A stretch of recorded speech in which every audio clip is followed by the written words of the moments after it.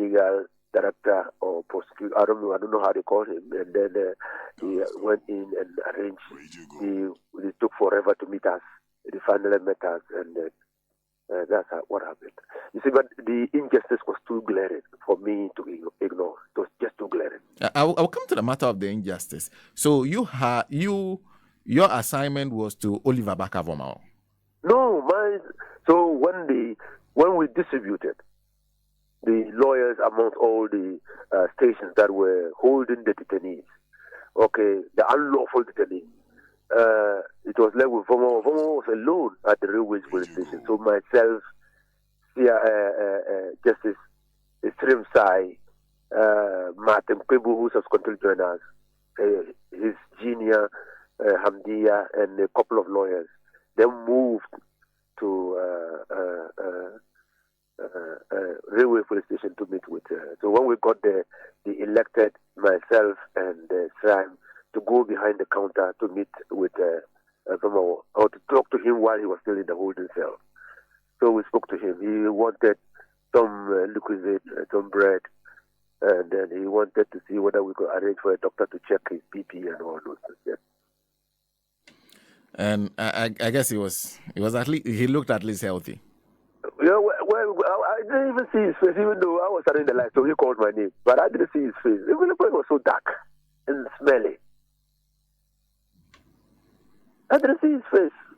Can you imagine? I didn't see his face. And that's the railway police station.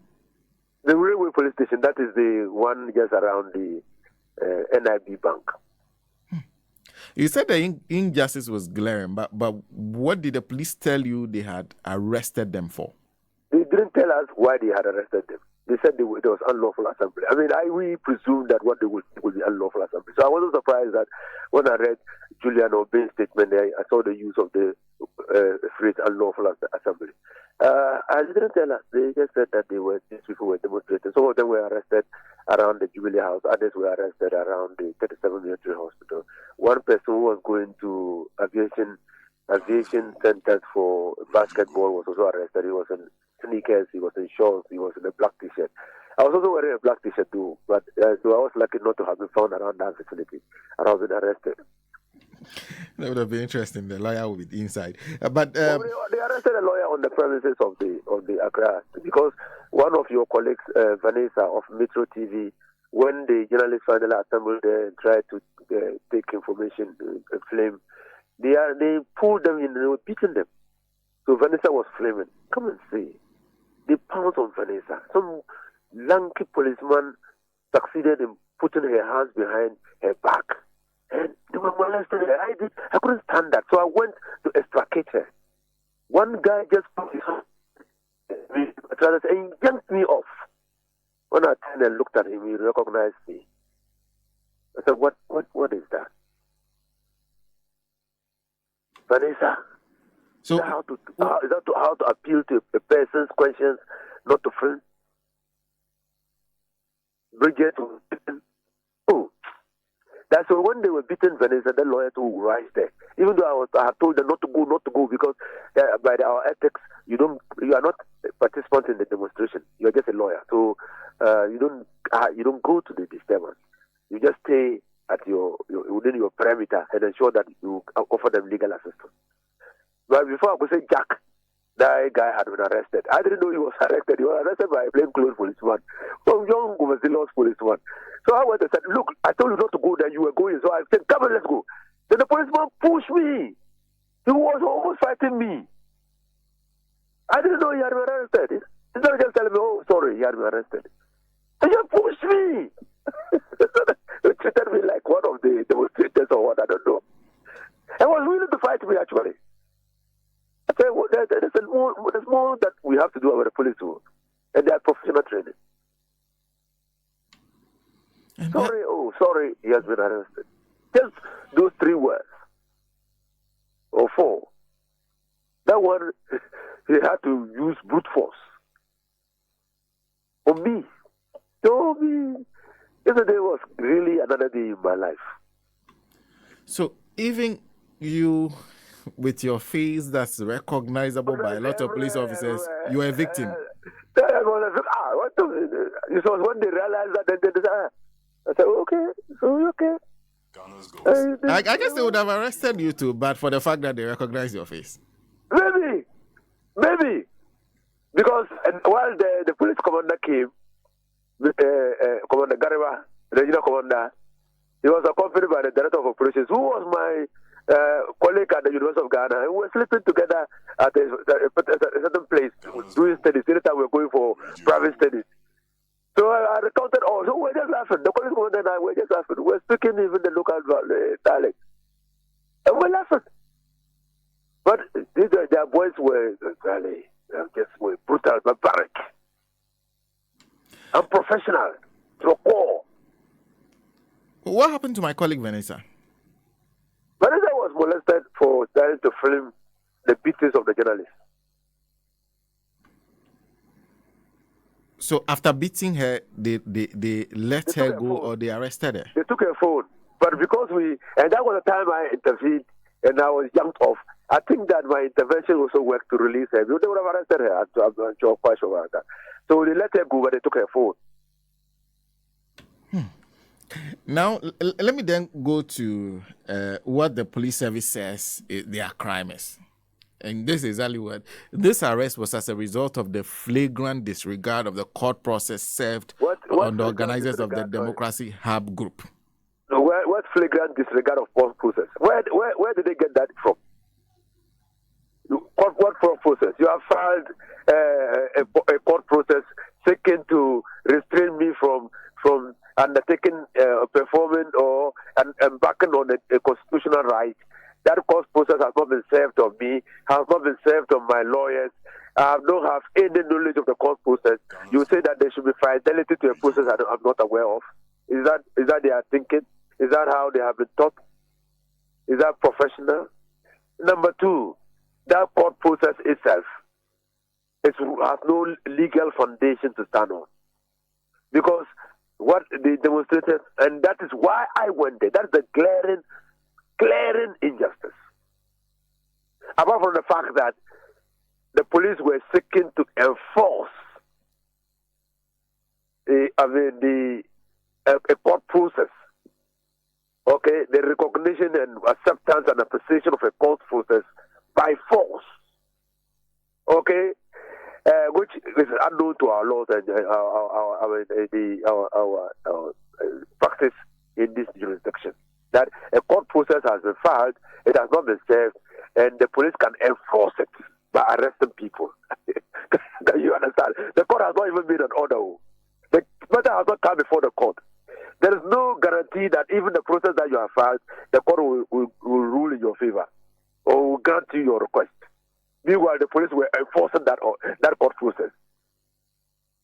So that is one. The second thing is that the court process would have been founded on the Public Order Act 936. And the Public Order Act, Section 1, Part 1. Part 1, Section 1 is the notification of an intended distance. So it provides procedural steps that ought to be complied with in the request or in the notice to embark on a demonstration, and imposes some duties on the police and the demonstrators. Okay, so the demonstrators or the organizers of the demonstration must inform the police at least 5 days to the demonstration. That's a duty imposed. And that notification must contain certain information: where the demonstration to take place, time and place, the route that is to be used, the final destination, and all those things that are required under Section 1, Section 2, from A to E.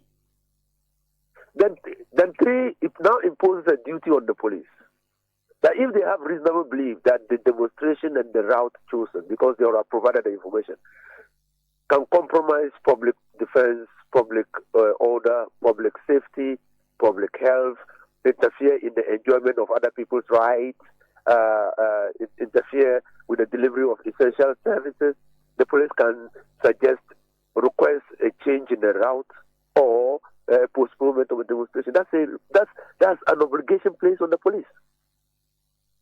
And that is a procedural step. 4 where the request is made, the demonstrators or organizers have 48 hours, 2 days, within which to signify their intention or willingness to comply with the request in Section 4 or reject. Now, the 5 then says that where they have rejected the request as contained in Section 5, Section 4 or Section 5, the police may go to court for an order. You see the procedural step. So the police cannot just get up and go to court. It's not so. You would read the Public Order Act carefully. They have no right, because you see, it's a constitutional right you are trying to protect. And if you give the police unfettered power to go to court and invoke the jurisdiction of the court at any time to curtail the enjoyment of a constitutional right, you might be trampling upon the right of individuals or persons.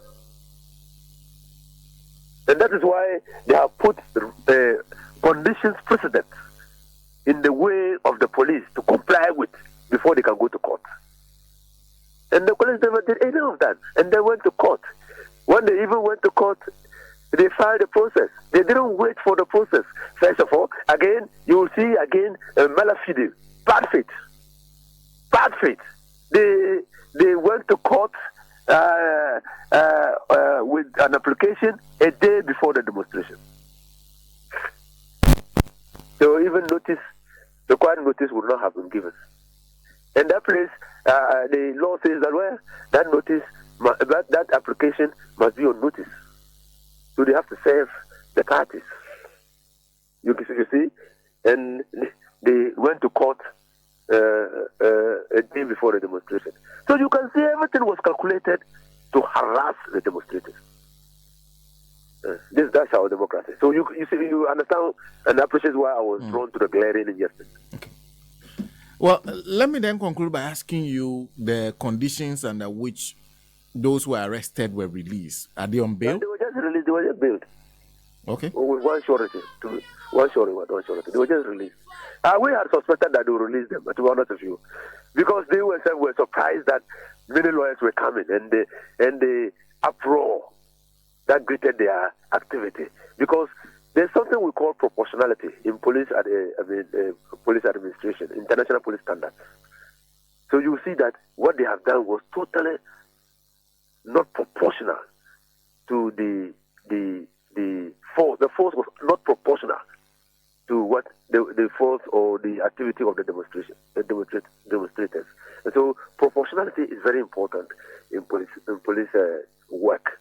And so that's why their activities have been greeted with a lot of condemnation. And I'm sure they realized that, like I said, many of them were already complaining that it appeared to them that the force that had been used was just totally inappropriate.